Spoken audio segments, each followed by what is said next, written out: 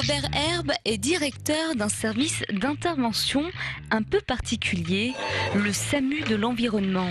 Allô, vous avez constaté quoi? Des mortalités de poissons ou simplement une couleur d'eau un peu... une mousse blanche en surface, oui. Et on intervient dans la demi-heure qui suit. Ça fonctionne comme un service d'urgence où la mission est de diagnostiquer l'état de santé de l'air, de l'eau et du sol.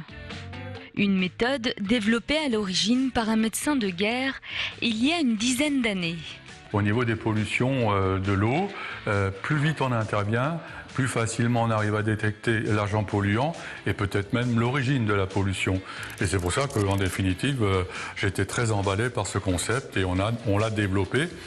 Mais dans un pays où il n'existe pas de guerre, rien du tout, mais qui en définitive nous a déjà servi pas mal, quoi.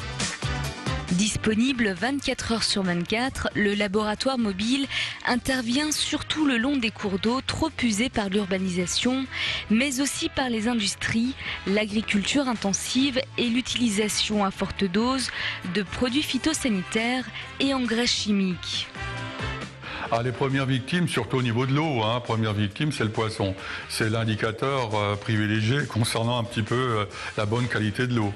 Si vous constatez des mortalités de poissons, c'est que vraiment il y a un souci au niveau de la qualité d'eau de la rivière. Constitués de médecins, physiciens et chercheurs bénévoles, ces experts de la pollution ont pour rôle d'évaluer les risques d'empoisonnement et de transmettre leurs analyses aux autorités agréées par le gouvernement. Il y a des gens qui s'intéressent en fait à leur cours d'eau, à leur environnement, parce qu'en général c'est des pêcheurs qui nous appellent et c'est important pour eux qu'on vienne et qu'on constate et qu'il y ait quelque chose de fait en fait pour leur cours d'eau et pour l'environnement en général. Et premier verdict sur ce cours d'eau. Visuellement, de toute façon, on peut voir qu'il y a un trop plein d'algues. Donc ça, il y a certainement un problème de matière azotée. Il y a une eutrophisation qui commence à se mettre et ça, au bout d'un moment, ça asphyxie la vie piscicole. Après, on fera un rapport de toute façon complet dans la semaine qui vient, rapidement disponible. Gendarmerie et police des mers collaborent régulièrement avec le SAMU de l'environnement qui souhaite davantage sensibiliser les habitants à leur rôle de sentinelle, c'est-à-dire continuer d'observer l'environnement et prévenir en cas d'urgence.